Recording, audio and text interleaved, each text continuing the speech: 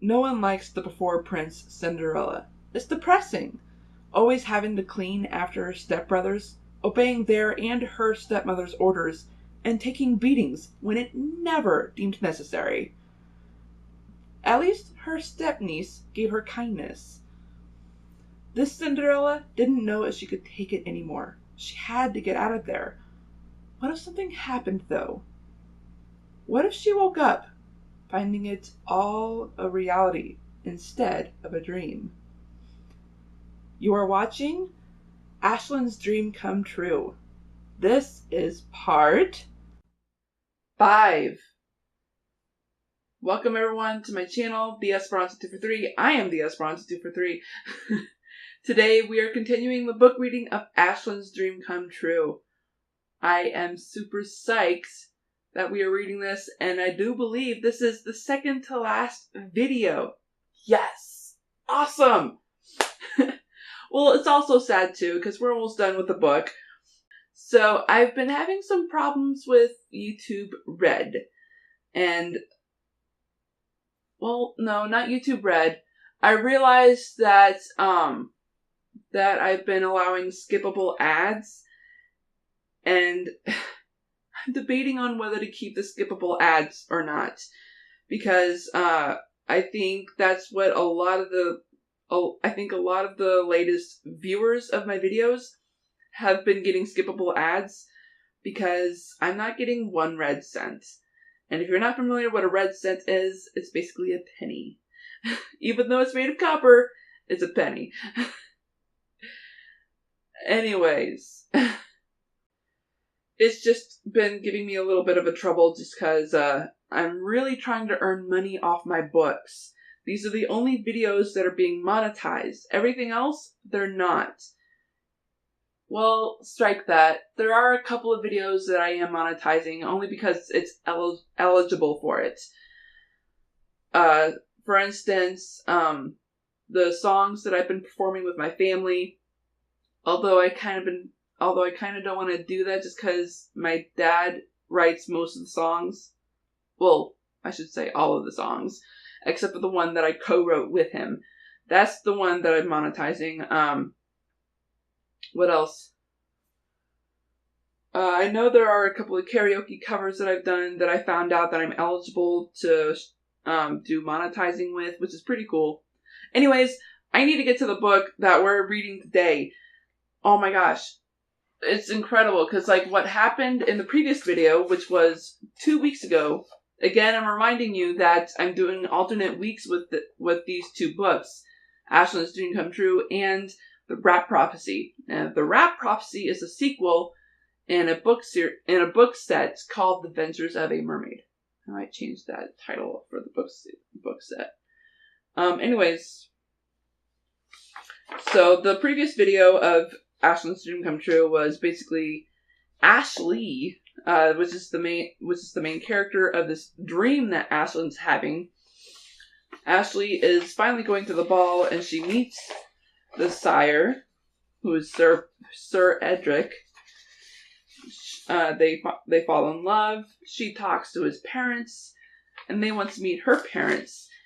And she kind of hesitates in bringing them up. And of course, she turns and sees her stepmother pushing down Sir Edric's right-hand man.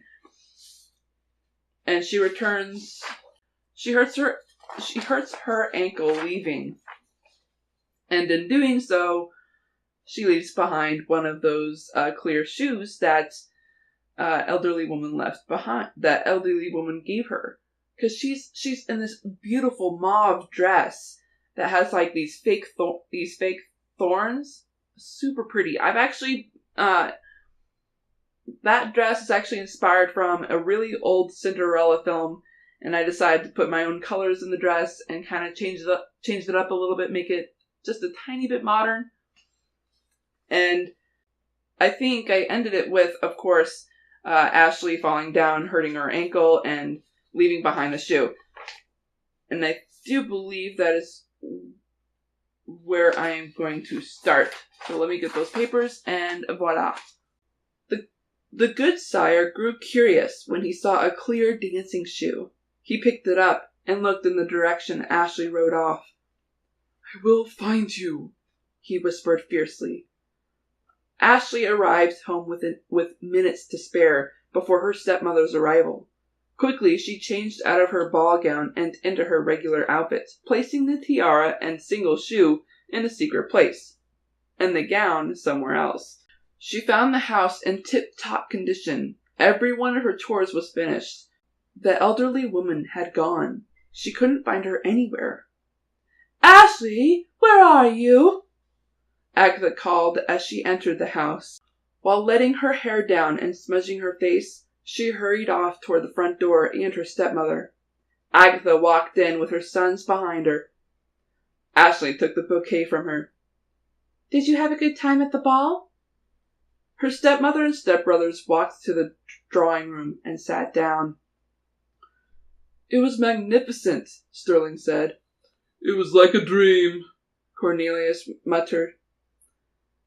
"What an absolute affair that was," her stepmother sighed. She eyed Ashley. "Tell me, Ashley, did you finish your chores in time to sit around? You look as if you did not get rest. Look at those lines and those dark shades around your eyes." She laughed. "What did you do?" Cornelius asked sarcastically. "I did what you wrote down, stepmother. I was able to rest not too long before you arrived," she lied. "I was dreaming." "Dreaming? Of what?" Sterling asked curiously. "What it would have been like to be at the ball."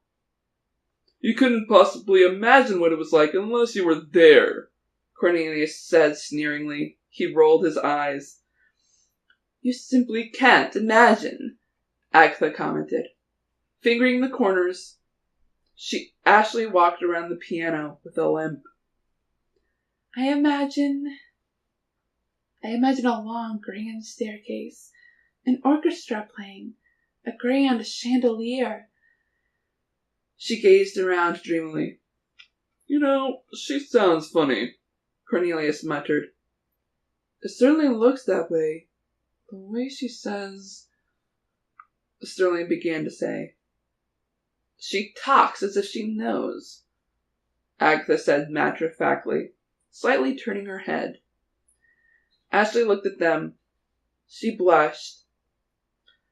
"I don't know if I'm right. I only suppose. That's all." "What do you suppose?" Sterling asked sweetly. I suppose that when you come into the ballroom, the room itself is like it's floating on the air. If you're suddenly confronted by his good sire, you are frozen like a statue on the stair. You're afraid he'll hear the way your heart is beating, and you know you must not make the first advance. You are seriously thinking of retreating.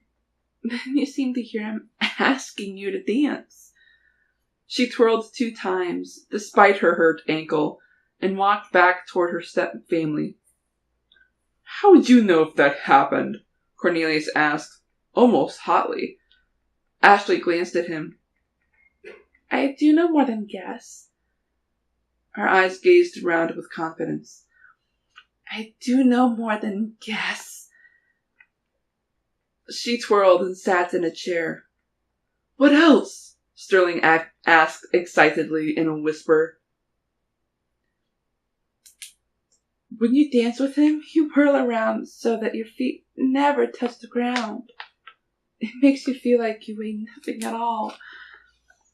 She glanced at her step-family and blushed. They looked at her in bewilderment. They couldn't figure out if she imagined all that or if she actually went to the ball. It stayed quiet for some time. "I don't know about you, but I am exhausted." She glanced at a father clock in the room. Her eyes widened.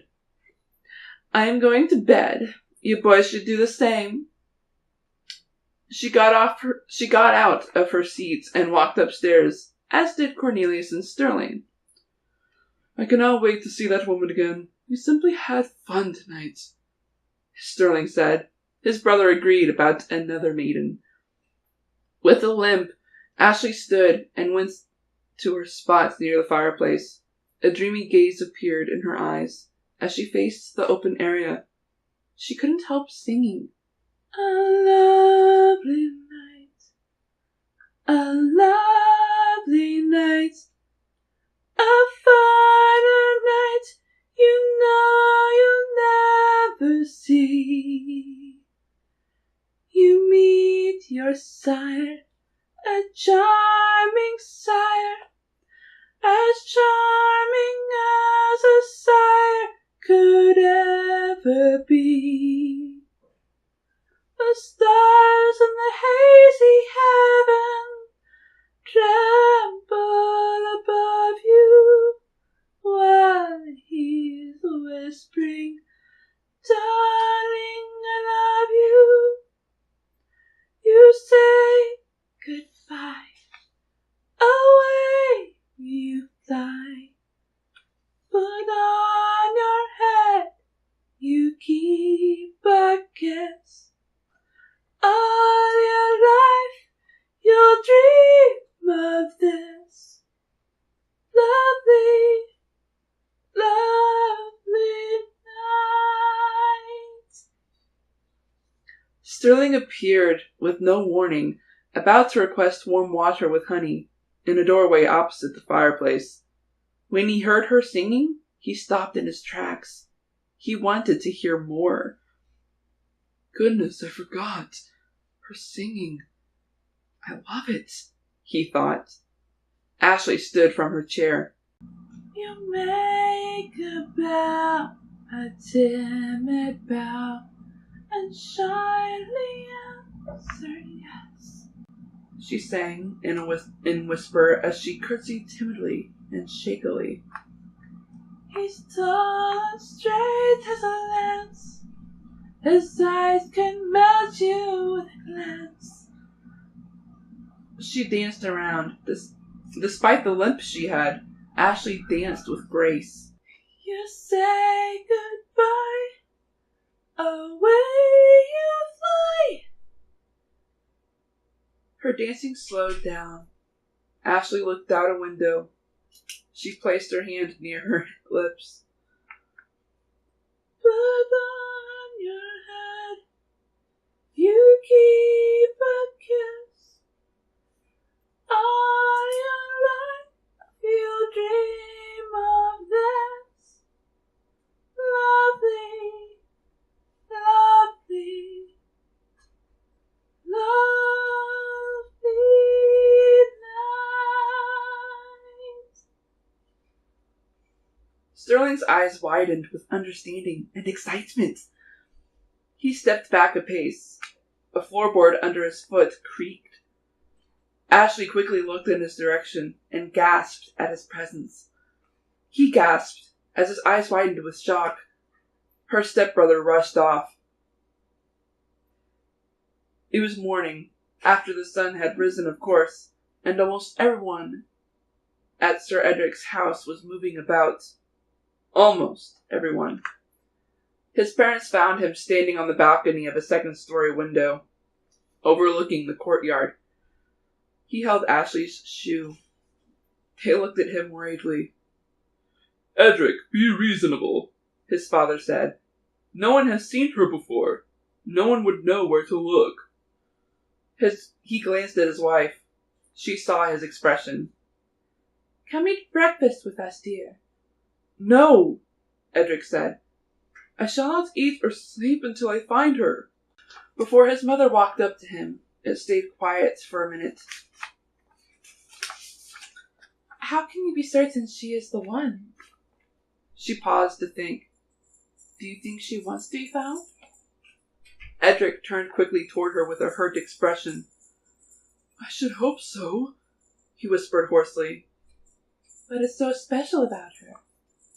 She is not like any woman I have met. He paused. We have much in common. Her eyes, her face. Edric longed to see her again. Do you love her because she's beautiful? Or is she beautiful because you love her? Are you making believe you see her? A girl too lovely to be true? His father came up to them and wrapped his arms around his mother. Do you want her because she's wonderful? Or is she wonderful because you want her? Is she this sweet invention of a lover's dream? Or is she really as beautiful as she seems? It stayed quiet while Edric turned to look at the courtyard below. He smiled, imagining Ashley's face, and began to sing. Are you thinking the same as I? For you are too lovely for me. Are you part of a dream that I cannot wake? Or is this too real for me to take? He looked back at his parents with a wide smile. I will find her. I know it. When I do, I intend to marry her. We knew nothing about her before last night, and we don't know anything about her now, his father said. How are you going to find her? Edric showed them the unique shoe. This is hers. She must have left it by accident, and I intend to return it. He had a determined face while he paused. From one end of the city to the other, I'll find her. He rushed off, leaving his parents happy and himself with excitement.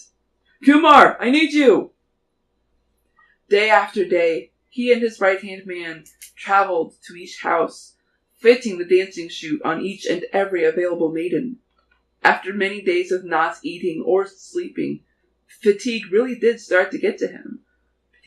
But he pursued harder than ever. Rumors spread out the day he started searching, and every mother prepared their daughters, nieces, or young cousins.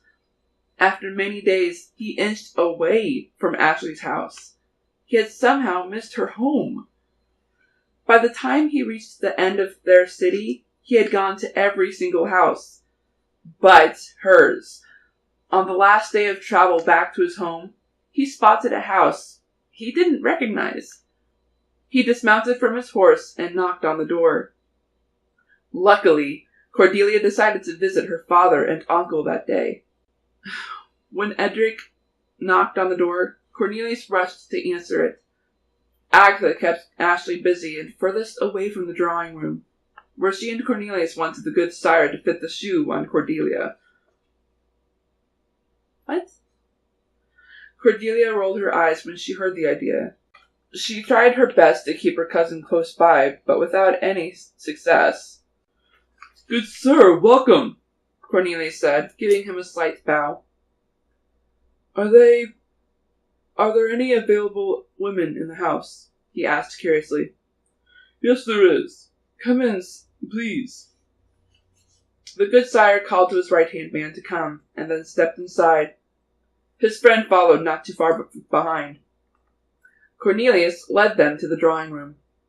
Wait here, Sir Edric. I will get my daughter. He hastened out of the room and searched for Cordelia. He found her not too far from the drawing room. Ashley was with her. Cornelius grunted in disgust. Sir Edric is here, he told his daughter. He then looked at his stepsister. Go attend to his horses outside. She rolled her eyes and obeyed. Cordelia followed her father. Don't worry, sire, his right-hand man said as the father and daughter were about to enter. This is the last house. She must be here somewhere. He walked to a beautiful chaise and stood by it with a pillow in hand. On the pillow was the unique shoe. They entered the room. Sir Edric glanced up. He smiled faintly. Though he couldn't stop thinking about finding his mystery girl, he couldn't help admire Cordelia's beauty. She and her father sat down. Hello, Sir Edric, she said, slightly bowing her head. His right-hand man kneeled down, taking the unique shoe, and took her shoe off. Wow, I've never seen a shoe like that. It's clear, but it's not glass. Her father noticed that as well. With a heavy heart, she watched him put her cousin's shoe on. It was close to a perfect fit. "It fits!" her father exclaimed. Sir Edric widened his eyes, both in shock and in excitement. Cordelia sighed. "No, father," she said, eyeing him. He widened his eyes with bewilderment. "I can't do this. The shoe is not mine. It is not a perfect fit." The good sire sighed, almost with relief. "I'm sorry." "Cordelia, how could you—" There was a sudden yell. It was further down the hall, close to the kitchen. "Ashley, where are you?" Sterling had cried. Sir Edric eyed Cornelius. "Are there any other women in the house?" "There is only my mother. That is all." Cordelia stood after taking off the dancing shoe and putting her shoe back on. She gave him an upset expression. Sterling hastened past the drawing room. "Ashley!" he called. Cornelius went after his brother and grabbed his arm. "Sterling, what are you doing?" "Let us find out what is going on," Sir Edric said. His right-hand man took the unique shoe and pillow and followed him. Cordelia went the other direction. "Grandma, you need to see this," she cried. Agatha appeared right behind her. Cordelia turned and gasped at her appearance. "Why did you do that?" she hissed. "It doesn't matter. You need to stop him," she said vaguely. Her grandmother widened her eyes. They rushed out the front door. "I'm fine, thank you," Ashley said shakily. "I didn't know Hester would do that. He's really quite friendly," Sir Edric said. "He probably had the same thing happen to him before." His brows narrowed in confusion for a moment, while he tried to remember. He then gasped. "I remember you," he whispered. He paused to recollect everything. "What is your name again? It escapes my mind." "I am called Ashley, Sir Edric," she said, curtsying timidly and shakily. "Ah, yes, Ashley," he joked again. Before turning away, she held in her breath. Edric held out his hand toward his right-hand man. Agatha suddenly bumped into Kumar. The dancing shoe on the pillow fell to the ground. She stepped forward a few times, pushing her weight on it. With her slightly plump figure, her stepmother broke the dancing shoe into pieces. Yikes. Sir Edric heard the commotion and turned. He gasped when he saw the broken pieces. Ashley turned to see what had happened. When she saw the broken shoe, her heart gave out. She slumped onto her knees, watching the good sire kneeling down and touching the broken pieces. She lowered her head.